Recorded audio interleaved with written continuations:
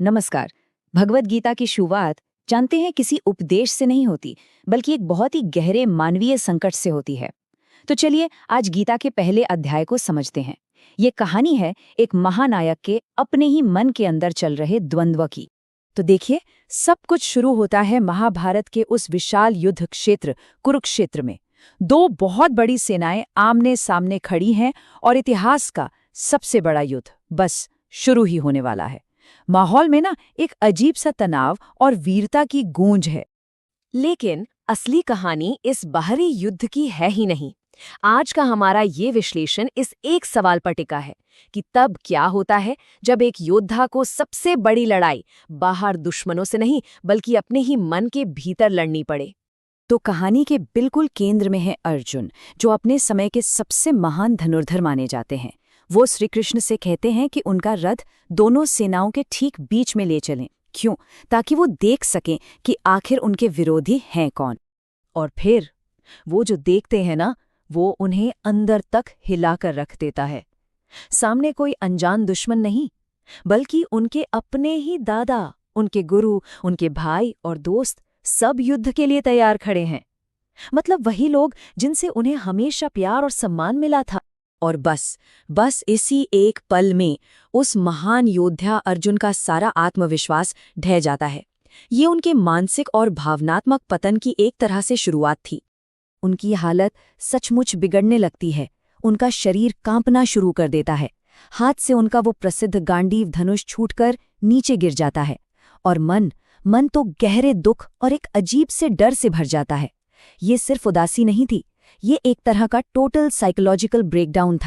और इसी निराशा में उनके मुंह से वो सवाल निकलता है जो इस पूरे अध्याय का सार है कि ऐसे राज्य और ऐसे सुख का भी क्या फायदा जो अपनों के ही खून से मिले। मैं सुखी कैसे हो सकता हूं? तो आखिर अर्जुन की इस हालत के पीछे कौन सी भावनाएं काम कर रही थीं? ये बस एक पल का दुख तो था नहीं, ये तो कई गहरी भावनाओं का एक बड़ा ही उलझा हुआ मिश्रण था। और मजे की बात यह है कि ये वही भावनाएं हैं जो आज भी हमें मुश्किल फैसलों के वक्त घेर लेती हैं।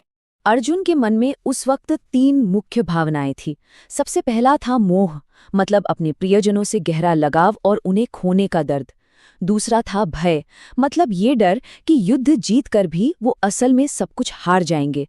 और तीसरा था कर्तव्य भ्रम, मतलब सही और गलत के बीच फैसला ही न कर पाना।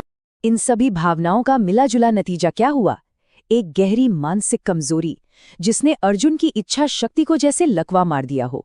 वो कोई भी फैसला लेने की हालत में ही नहीं थे। ये एक ऐसी हालत है जिससे हम सब कभी ना कभी गुजरते हैं, जब दिमाग बस काम करना बंद कर देता है। और जानते हैं, ठीक यहीं से, इसी पॉइंट से गीता का असली ज्ञान शुरू होता है। ये एक बहुत ही अप्रत्याशित शुरुआत है जो हमें सिखाती है कि ज्ञान का रास्ता अक्सर कहाँ से खुलता है। सबसे जरूरी बात यह है कि गीता का उपदेश किसी शांत आदर्श माहौल में नहीं, बल्कि एक बहुत बड़े संकट के बीच शुरू होता है। ये सिखाता है कि ज्ञान की पहली सीढ़ी है समस्या को स्वीकार करना, अपने डर और अपनी उलझन को सामने रखना, उसे मानना। एक और बात पर गौर कीजिए। पहले अध्याय में श्री कृष्ण एक गुरु की तरह कोई उपदेश नहीं देते, बिल्कुल नहीं।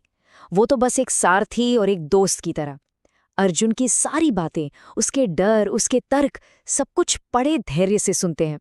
वो अर्जुन को मौका देते हैं कि वो अपनी पूरी उलझन बाहर निकाल दे। और यही पहले अध्याय की सबसे बड़ी सीख है। कोई भी समाधान या कोई भी ज्ञान तभी काम करता है जब इंसान पहले पूरी ईमानदारी से ये मान ले कि हाँ, मैं उलझन में हूँ और मुझे मदद की जरूरत है।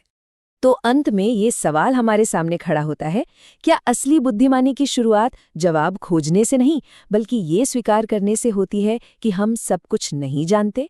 शायद अर्जुन की तरह अपनी उलझन को स्वीकार करना ही ज्ञान का सबसे पहला और सबसे जरूरी कदम है।